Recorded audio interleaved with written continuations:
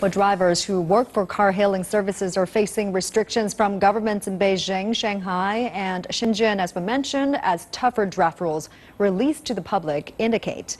CCTV's Xu Wenjing takes a look. Mr. Chen is a driver in Shanghai. He has worked for an internet-based car booking operator for more than a year. He thinks the draft rules are a bit harsh for drivers like him. The draft regulations require the ride-hailing apps to have a local household registration. I don't have a Shanghai household residency, which means I can't be an individual driver here.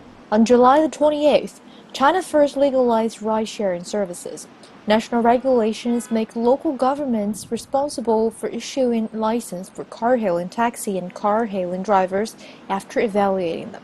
Authorities in Beijing and Shanghai each issued draft policies on Saturday to solicit public opinion.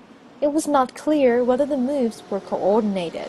The most debated item in both Shanghai and Beijing is the restriction concerning local household registration. Didi Chuxing, one of the ride-hailing service giants, said the proposed restrictions would help increase fares and would also result in a significant decrease in the number of ride-share drivers.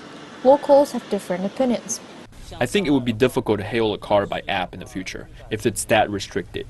Before the car-hailing apps, taxis would often turn me down. I think I get better service from the car-hailing apps.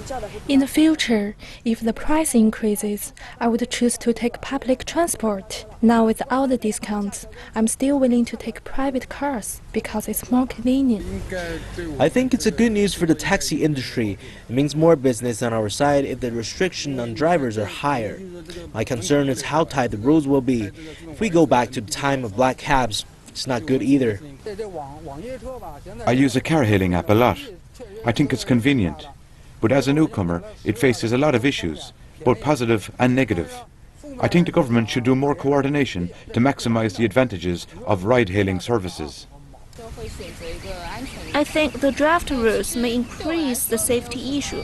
To me, I rarely check the car plate or if the driver is local. If I have to do something urgent, I just want a car. I want a ride that can be guaranteed. In addition to local car plates and local household registration, the draft in Shanghai also specifies wheel size. Drivers' traffic violation records will also be taken into consideration, and the guidelines suggest more clarity in fee schedules. We've built a real-time supervision platform to better supervise the vehicles hailed from the service apps. We've also published guidelines on reform of the taxi industry. We hope to promote and supervise both to provide better options to residents. Though China is moving towards tighter regulations, it still supports ride-sharing companies to a greater degree than many Western countries. Xu Wenjing, CCTV, Shanghai.